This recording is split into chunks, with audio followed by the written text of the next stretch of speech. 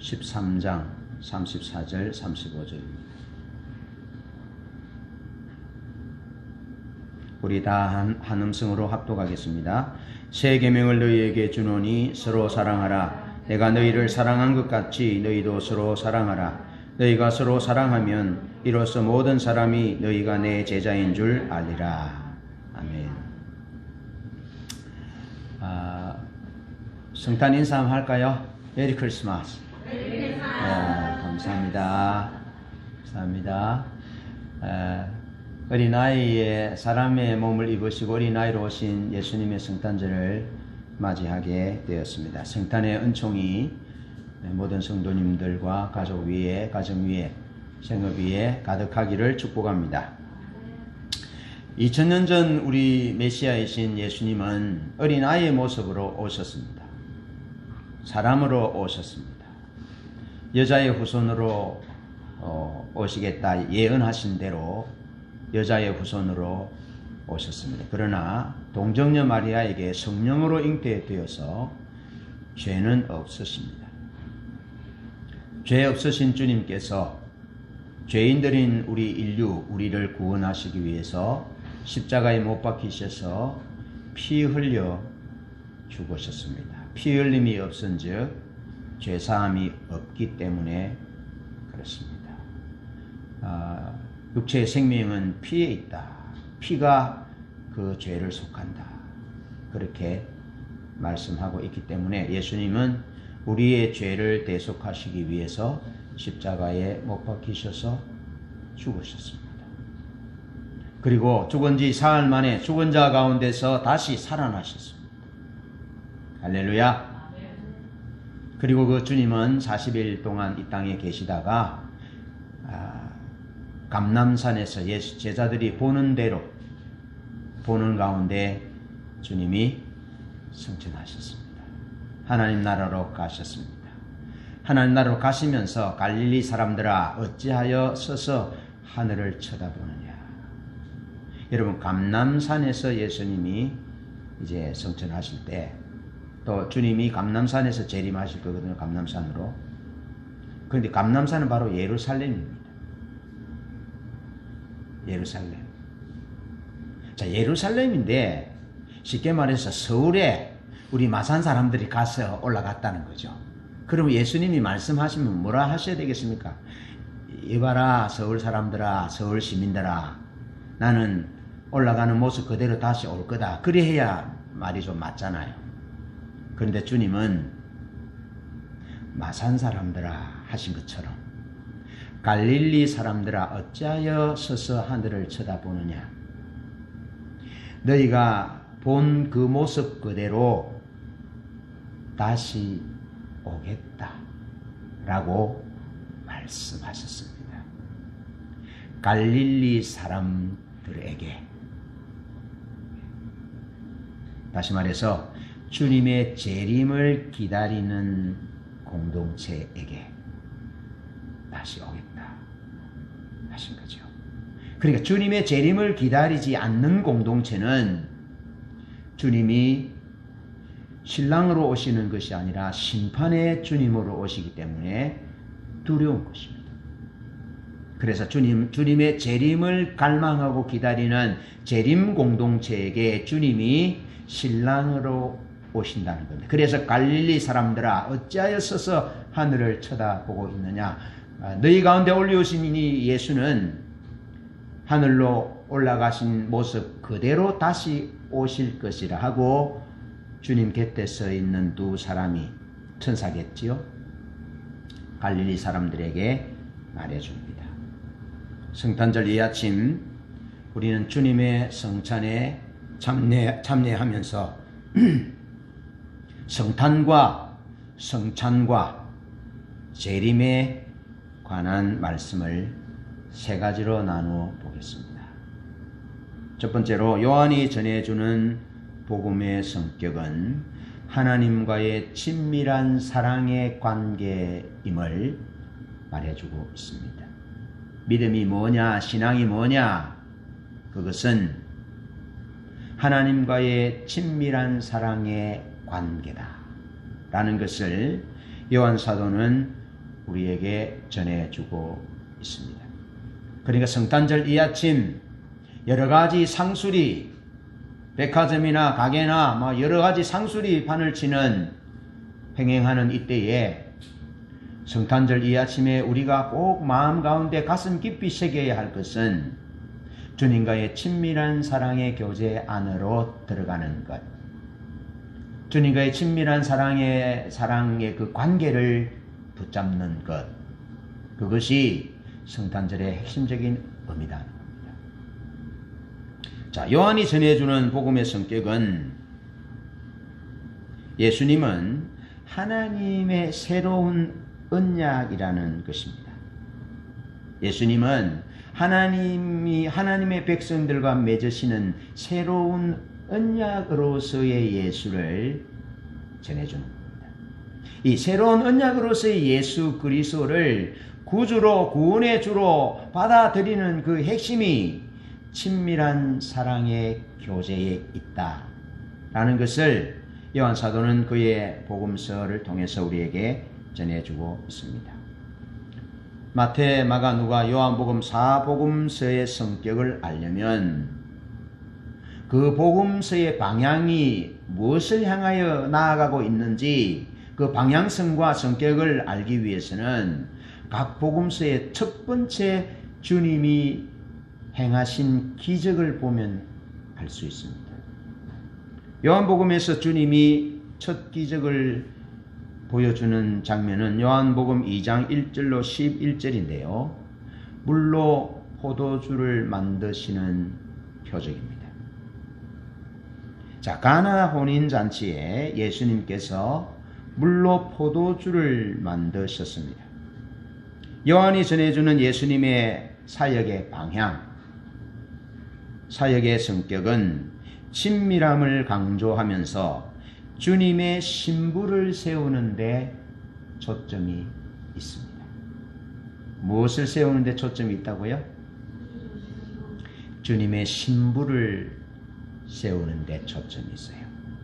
주님의 신부는 우리가 주님의 신부가 되어지는 것은 우리의 궁극적 비전, utmost 비전입니다. 그럼 우리가 주님의 신부로 세워지는 것은 주님의 입장에서는 어떤 비전이겠습니까? 역시 utmost 비전이에요. 궁극적 비전이에요. 뭐 아버지와 자녀의 관계로 이렇게도 묘사하고 또 군사의 관계로 뭐 왕과 군사의 신하의 관계로도 묘사하지만 가장 친밀함을 표해주는 관계는 부부의 관계잖아요. 그래서 부모 자식 간에는 천수가 1촌이고 형제 간에는 2촌이지만 부부는 천수가 없습니다. 멀고도 가까운 남남이 만나서 한 몸이 되는, 그래서 부부는 신랑과 신부가 친밀함을 가장 잘 보여주는 것입니다. 신랑과 신부 사이에는 아무것도 없습니다. 아담과 하와가 벌거벗었으나 부끄러워하지 않았다, 그렇게 말하고 있습니다. 요한 사도는 요한복음을 통해서 예수님이 우리를 주님의 신부 삼으시는 사역을 하시러 오셨다. 예수님의 사역의 방향, 예수님의 사역의 성격은 우리를, 죄인들을 구원하셔서 주님의 신부 삼으시는 것이 예수님의 사역의 방향이고 예수님의 사역의 성격임을 정확하게 보여주고 있습니다. 예레미야 31장 31절에는 내가 이스라엘 집과 유다 집에 새 언약을 세우겠다라고 예언하셨습니다. 그 새 언약이 무엇이냐? 그 새 언약이 바로 예수 그리스도다라는 겁니다. 그런데 예수 그리스도를 새 언약으로 받아들이는 과정이 뭐냐 하면 그 과정의 핵심 중의 핵심은 하나님과 친밀한 사랑의 교제라는 겁니다. 친밀한 사랑의 교제의 관계 가운데서 하나님의 새 언약을 받아들일 수 있는 것입니다. 그것이 하나님이 디자인하신 것입니다.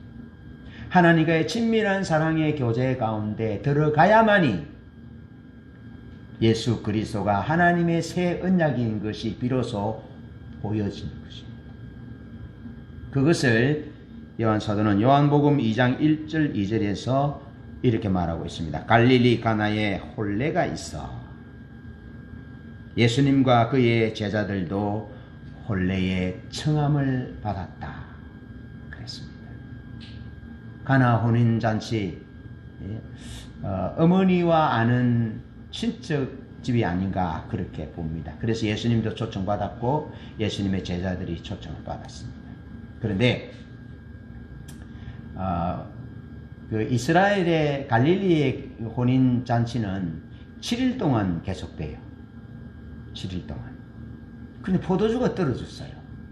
그래서 예수님의 어머니가 예수님께 포도주가 떨어졌다 하잖아요. 그렇게 예수님께서 어머니 내 때는 아직 멀었는데요. 그렇게 말하잖아요. 그때 어머니가 하인들에게 예수님이 뭐라 하시든지 시키는 대로 하라. 그렇게 말합니다.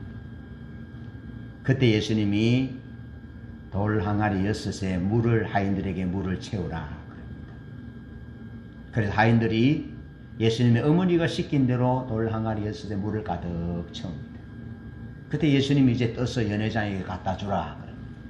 그래서 저 하인이 물을 떠서 연회장에 갖다 주니까 연회장이 그 맛을 보고 어떻게 이렇게 좋은 포도주를 나왔느냐라고 그렇게 예수님께 놀라는 모습과 표정과 말을 합니다.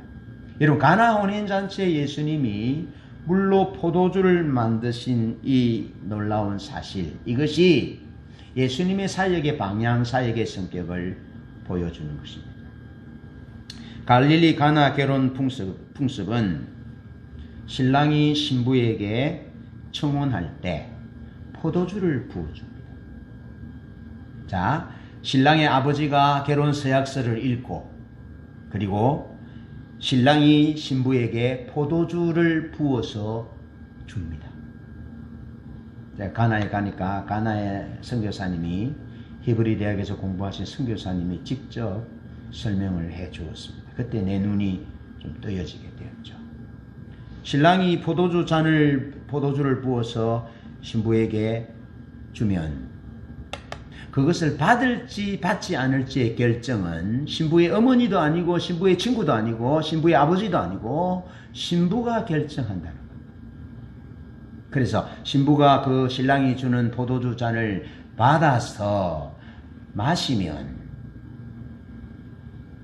혼인관계가 약혼이 성립됩니다. 여러분, 이 예수님께서 잔을 받아서 마셔야 할지 마시지 말아야 할지는 오직 신부만 결정하는데 주님이 첫 사역을 하시면서 이 물로 포도주로 만드시면서 포도주를 주는 신랑과 신부의 관계에 대한 첫 표적을 행하셨고 주님이 이 첫 표적을 행하자 성경은 제자들이 예수를 믿었다라고 말씀하고 있습니다. 예수님을 어떻게 믿었다는 거죠? 예수님을 그들의 신랑으로, 그들의 주님으로 받아들였다는 것입니다. 여러분, 오늘 이 아침, 성탄절 이 아침, 우리 삶의 성격이 주님의 신부의 삶이 되게 해야 합니다. 주님의 신부의 삶이 되게 하기 위해서는 예수 그리스도의 친밀한 사랑의 교제 가운데서 그분을 내게 주신 하나님의 새 언약으로 받아들이는 것입니다.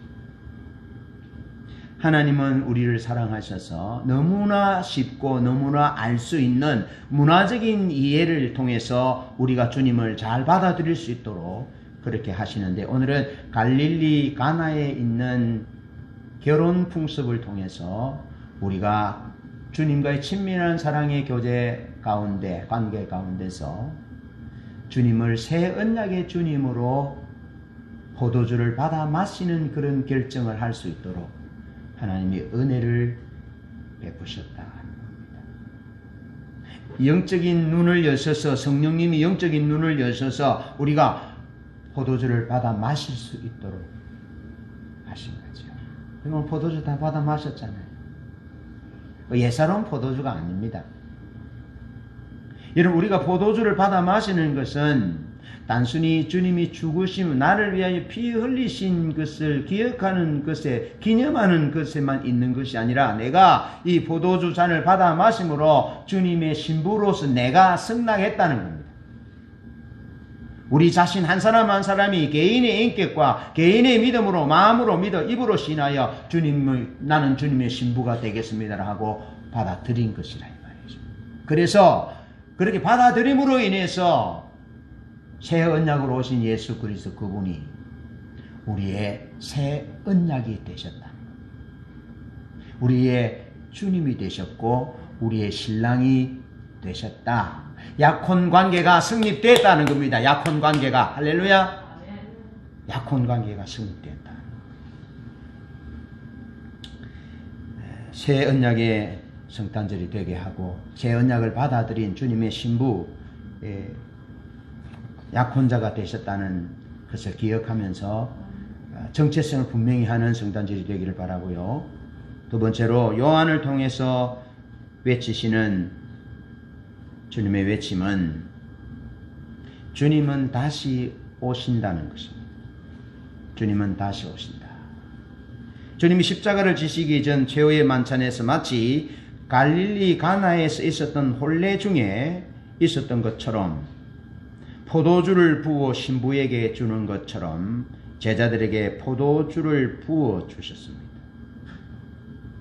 그러면서 다 이것을 받아 마시라.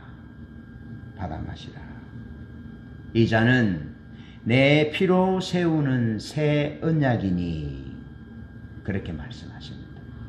여러분 예수님이 마지막 십자가 지시기 전에 가나 혼인 잔치에 있었던 신랑이 신부에게 포도주를 부어주는 것 같은 그런 새 언약의 개념으로 부어주는 겁니다. 새 언약은 신랑과 신부의 관계입니다.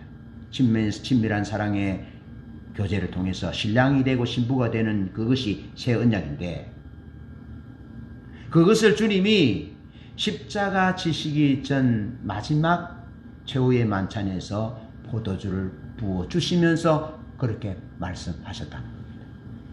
그러면서 내가 이제부터는 하나님의 나라가 임할 때까지 포도나무에서 난 것을 다시 마시지 않을 것이다. 이 잔은 내 피로 세우는 새 언약이다 라고 말씀하고 있습니다. 그러니까 포도주를 받아 마시는 것은 포도주입니다.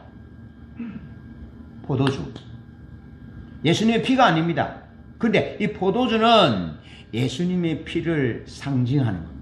예수님이 우리를 위하여 피 흘릴 것을 상징하는데 포도주를 예수님이 부어줄 때 제자들이 마심으로 주님이 십자가에 피 흘리실 것을 믿음으로 받아 마시고 믿음으로 받아들인다는 것을 의미하는 겁니다.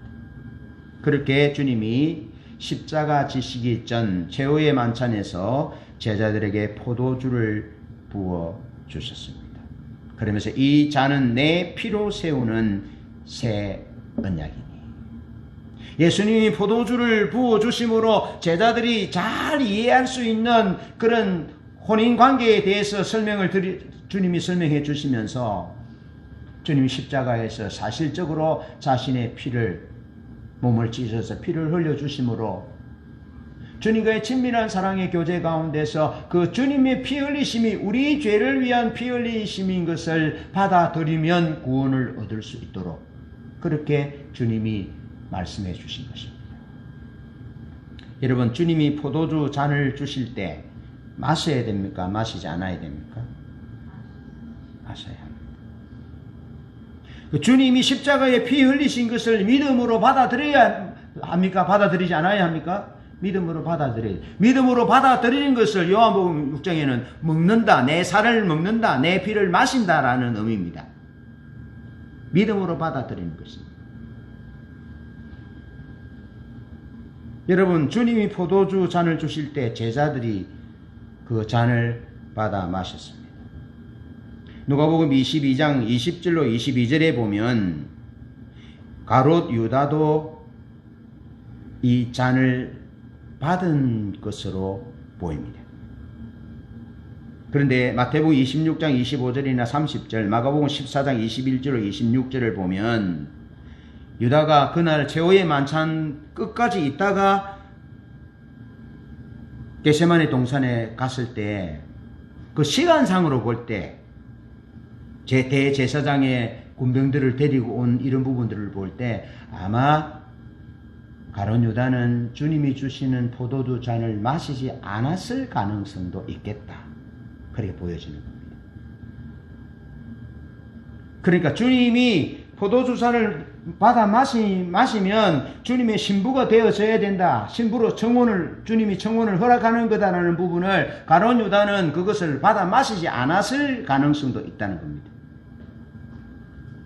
몰랐을 가능성도 있던 거죠. 아니면 받아 마셨다면 가룟 유다는 갈릴리 사람이 아닙니다. 헤브론과 아라 사이에 있는, 차로 가면 한 3시간 가야 되고 걸어가면 이틀 길 되는 그런 먼 거리에 떨어져 있는 가룟 사람 가룟 유다입니다. 그래서 갈릴리에서 전해져 오는 그 결혼의 풍습에 대해서 정확하게 이해하지 못하고 있었는지도 모릅니다. 그렇다면 그가 주님이 주는 잔을 받아 마셨다면 그는 주님이 전해주는 주님의 약혼녀로서의 내가 서약하는, 받아들이는, 깨뜨릴 수 없는, 돌이킬 수 없는 그 서약의 의미를 간과한 채 받아들였을 수 있다는 겁니다. 어쨌든 주님의 제자들은 그것을 받아들였고 가룟 유다는 받아들이지 않았습니다. 받아들였다면 그는 주님을 팔아서는 안 되는 것입니다. 왜냐하면 주님은 그의 유일한 신랑이기 때문에 그렇습니다. 요한복음 13장 주님께서 제자들이 포도주 잔을 마시고 난 다음에 주님께서 그렇게 말씀하고 있습니다. 이 잔은 내 피로 세우는 새 언약이다 라고 말씀하시면서 그렇게 다시 말씀하십니다. 서로 사랑하라. 내가 너희를 사랑한 것 같이 서로 사랑하라. 너희가 서로 사랑하면 사람들이 너희가 내 제자인 줄 알 것이다. 그러면서 서로 사랑하라 라는 말씀을 주님이 새 언약, 새 계명으로 주셨습니다.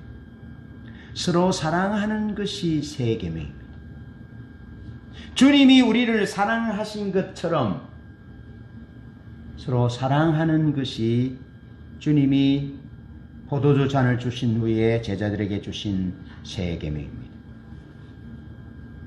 여러분, 포도주를 주었습니다. 제자들이 포도주를 마셨습니다. 그러면서 주님이 메시지는 새 계명을 준다라고 말씀합니다. 그 새 계명은 예수님 자신입니다. 예수님 자신이 제자들을 사랑하여 자신을 주심같이 그렇게 너희도 서로 사랑하라 그랬습니다.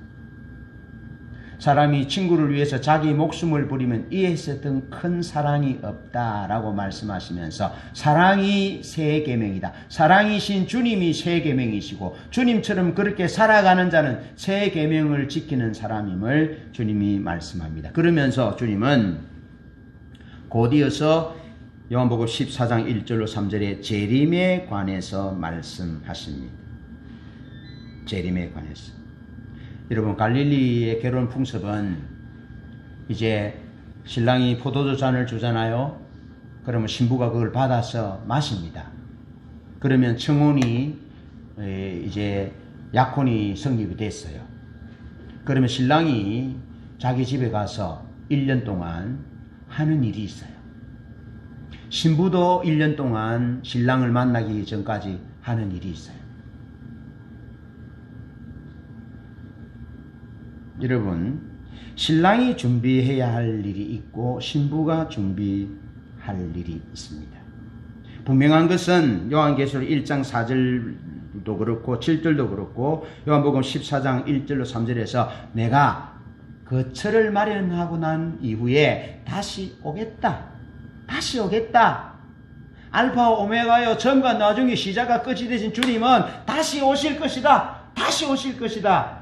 죽으시고 부활하신 그 주님은, 성천하신 그 주님은 다시 오실 것에 대해서 말씀하고 있습니다. 그렇다면 성탄절 이 아침 우리가 성탄을 기억하는 것은 다시 오실 주님을 기다리는 것입니다. 성탄절은 아기 예수님의 탄생을 감사하면서 또한 다시 오실 재림의 주님 신랑을 기다려야 합니다. 그것이 성탄절에 우리가 놓치지 말아야 할 의미입니다. 우리가 오늘 성찬식을 했습니다. 성찬식의 의미도 재림의 주님을 기다리는 것에 있습니다.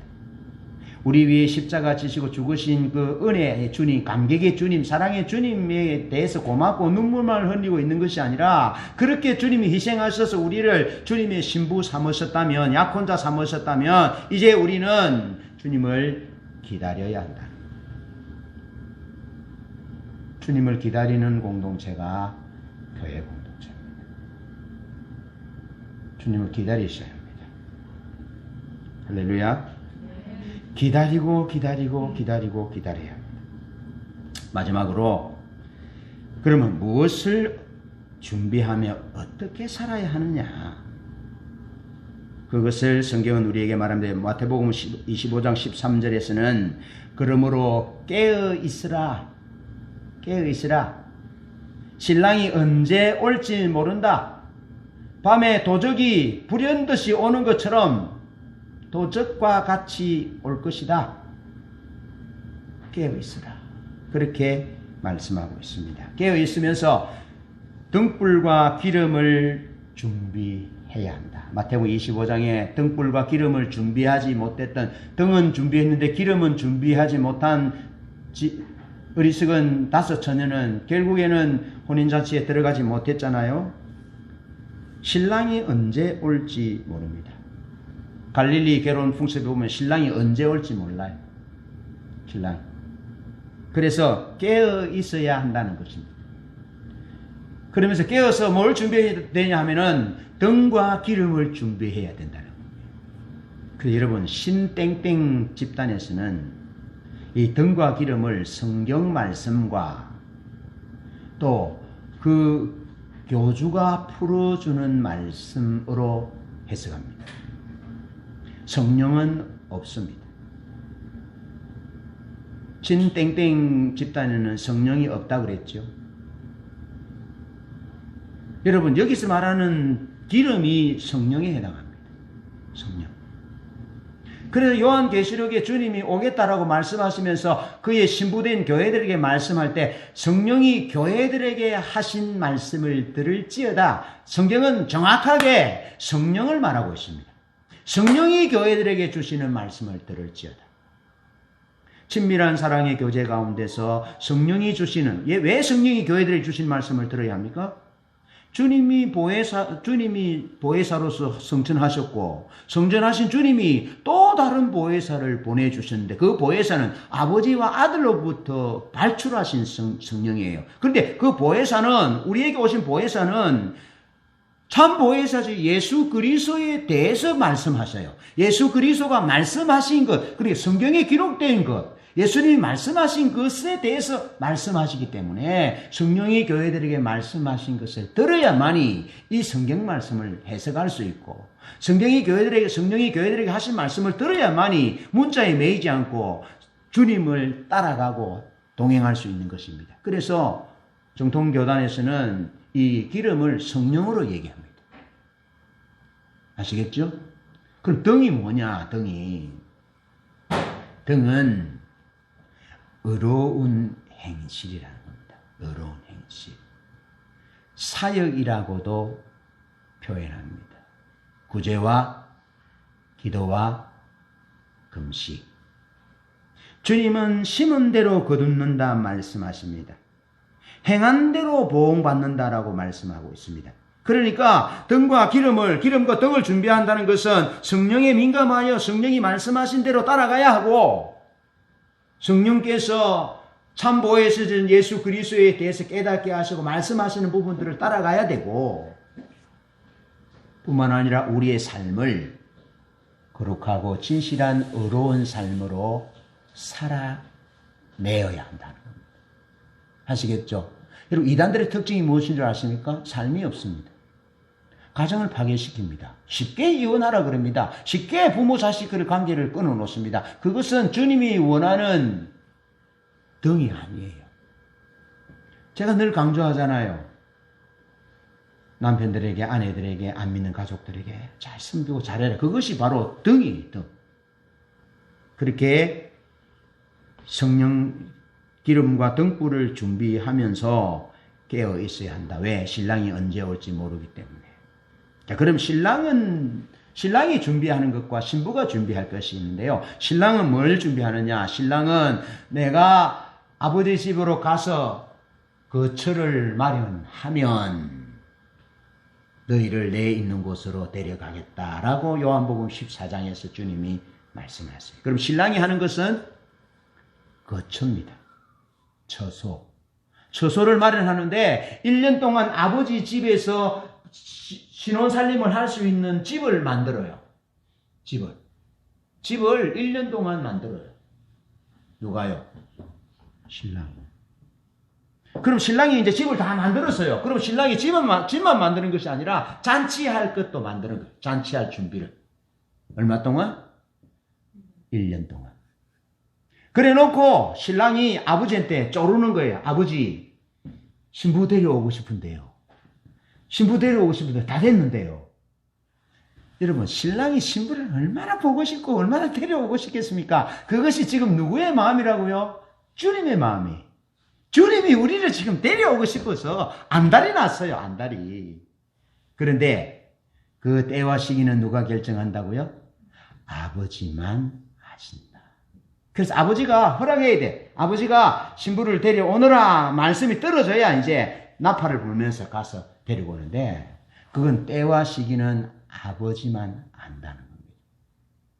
신랑은 준비하는 거예요. 처소를 준비하는 겁니다. 그러면 아버지가 다 보고 처소가 잘 준비됐는지 또 아니면 7일 동안 할 잔치가 잘 준비되었는지를 다 보고 그리고 어느 날 밤에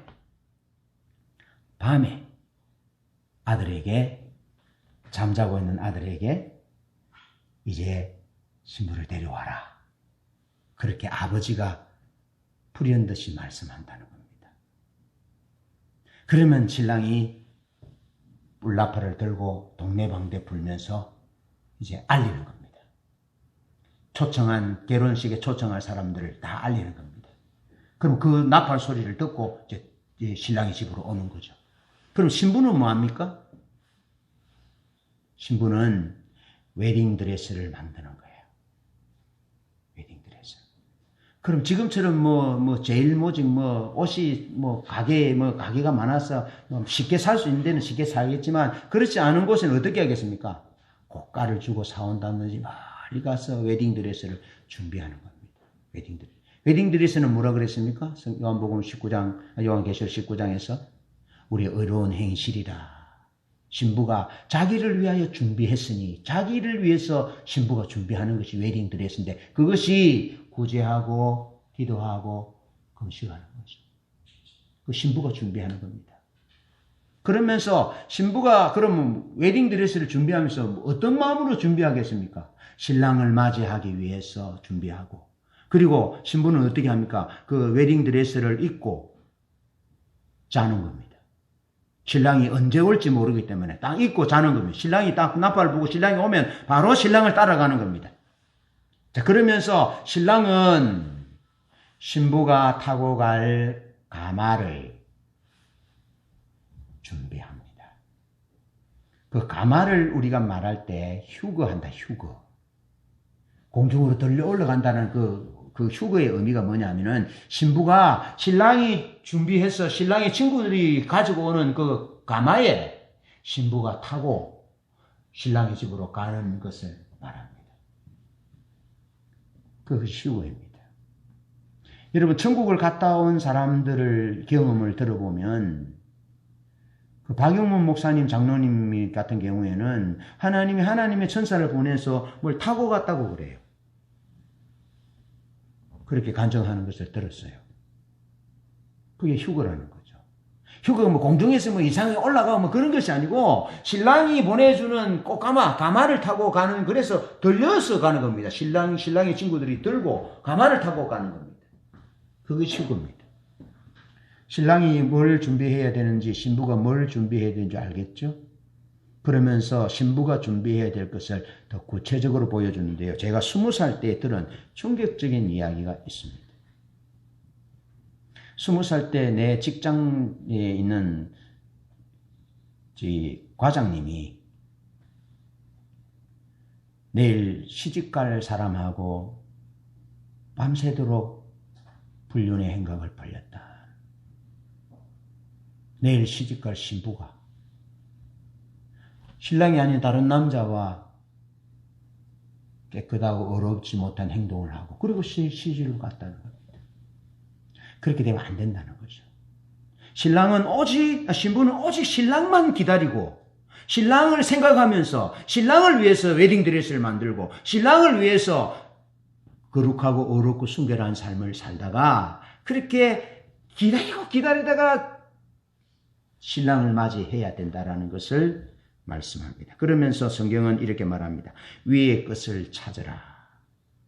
땅에 있는 지체를 죽이고 음란과 정욕과 악한 욕망과 탐심을 버리라. 탐심은 곧 우상 숭배다. 그러면서 요한 1서 2장 15절 이하에는 이 세상이나 세상에 있는 것들을 사랑치 말라. 누구든지 세상을 사랑하면 아버지의 사랑이 그 속에 있지 않나니 이는 세상에 있는 것이 육신의 정욕과 안목의 정욕과 이생의 자랑이니 세상으로부터 온 것이다. 라고 말씀하고 있습니다. 여러분, 기도하고 구제하고 금식하는 일. 여러분, 구제하기 위해서 우리 삶이 넉넉하지 않기 때문에 우리가 때로는 금식을 할 수 있습니다. 저는 금식하면서 선교비를, 구제를 내가 쓸 부분들을 아끼면서 구제합니다. 그렇게 구제하는 자는 하나님 앞에 예배하고 기도할 때 참다운 구제가 가능하잖아요. 하나님과의 친밀한 교제 가운데서의 삶이 없이는 구제도 기도도 금식도 불가능하다는 겁니다. 그러니까 신부가 단순히 웨딩드레스를 준비하는 것 그리고 기도하고 구제하고 금식하는 것 문자적으로 매이는 것이 아니라 하나님과의 친밀한 사랑의 교제 가운데서 사회적 약자들을 돌보기 위해서는 반드시 금식하는 삶이 필요하다는 거예요. 여러분 돈 많습니까? 그냥 휴대폰으로 2천만 원, 1억씩 마음대로 결제할 수 있습니까? 안 되잖아요. 10만 원 한번 도우려 해도 얼마나 마음을 졸이고 준비해서 도우는지 모릅니다. 이 금식하는 삶이죠. 금식하는 삶. 예배하는 삶을 통해서 예배하는 공동체를 하나님 앞에 친밀한 교제 가운데 그때 사회적 약자들이 보이는 거죠. 정의로운 삶을 실현할 수 있는 거죠. 그래서 단순히 문자적으로 가는 것이 아닙니다. 이 웨딩드레스를 준비한다는 것은. 그러면서 우리가 또 어떻게 합니까? 육신의 정욕을 제어하고 방탕한 삶을 버리고 땅에 있는 어떤 것들 세상 가치를 추구하지 않고 하나님 위의 것을 찾고 신랑을 생각하면서 그 신랑을 맞이하기 위해서 내 삶을 거룩하고 정결하고 순결하게 준비하고 신랑의 명성에 누가 되지 않도록 기도하고 금식하고 구제하는 삶, 사회적 약자들을 돌보는 삶, 하나님께 친밀한 사랑의 교제 가운데서 그런 삶을 영위하면서 그런 삶으로 살아가다가 어느 날 저녁에 신랑이 오면 신랑을 맞아 신랑의 집으로 가는 겁니다. 그러면서 깨어 성령의 인도를 따라 의의 행실은 구제와 기도와 금식의 삶을 살아가는데 의의 행실은 새 계명을 실천하는 삶입니다. 의의 행실, 기도와 구제와 금식 이 세 가지 문자면 매일 것이 아니고 새 계명을 실천하는 삶, 서로 사랑하는 삶을 살아갈 때 그때 비로소 기도와 구제와 금식의 의미가 있다는 겁니다. 여러분, 사랑하는 마음 없이도 금식할 수 있습니다. 구제할 수 있습니다. 기도할 수 있습니다. 자기를 위해서 그렇게 할 수 있습니다. 그런데 주님이 새 계명으로 주신 것은 서로 사랑하라. 내가 너희를 사랑한 것처럼 내가 너희를 위해 목숨을 준 것처럼 상대방의 행복을 위해서 사랑하는 것이 새 계명이라는 겁니다. 그렇게 살아갈 때에 의로운 행실이 빛을 발하는 겁니다. 그럴 때에 진정한 의로운 행실, 웨딩드레스가 준비되는 것입니다. 의로운 행실은 서로 발을 씻어주는 섬김의 삶이 핵심입니다. 섬김의 삶. 주님이 우리를 위하여 이 땅에 오셨고 우리를 위하여 죽으셨고 그렇지만 여전히 주님이 남으신 것은 종으로 남았다 했잖아요. 종으로 빚어졌고 주인의 손에 종으로 남아 있었다는 겁니다. 끝까지. 그게 의로운 행실이 서로 발을 씻겨주는 종의 삶이 핵심이라는 겁니다. 무엇을 어떻게 주님 다시 오실 주님을 마련하기 위해서 준비해야 되는지 아시겠죠? 그러면서 신랑의 초청을 거부하고 문이 닫히면 다시 열리지 않는다. 말씀을 정리합니다. 성경은 장차 될 일을 기록하여 말합니다. 정확하게 요한계시록 1장 7절과 19절에 성경은 앞으로 될 일에 대해서, 앞으로 일어날 일에 대해서 기록하라 하셨고 기록하고 있습니다. 그것은 앞으로 될 일은 주님이 다시 오겠다, 내가 다시 오겠다라고 말씀하셨습니다. 그러나 두 번째로 언제 오실지 모르기 때문에 깨어 있어 준비해야 합니다. 성령이 교회들에게 하시는 말씀을 듣고 사랑하고 섬기는 자세와 중심으로부터 어려운 삶, 거룩한 삶을 살아야 합니다. 마지막으로 문이 닫힌 후에는 기회는 다시 오지 않습니다. 신부는 오직 신랑 되신 예수님만 생각하고 기다려야 합니다. 예수님 어린 양의 방법으로만 싸워 이겨야 합니다. 어린 양의 방법으로만 싸워야 진정한 승리자가 됩니다. 그렇게 하면서 삶을 거룩하고 진실하며 어렵게 가꾸어라. 우리는 주님의 신부임을 기억하고 친밀한 가운데 주님의 재림을 준비하는 성탄절이 되시고 우리의 남은 생애 되시기를 축복합니다.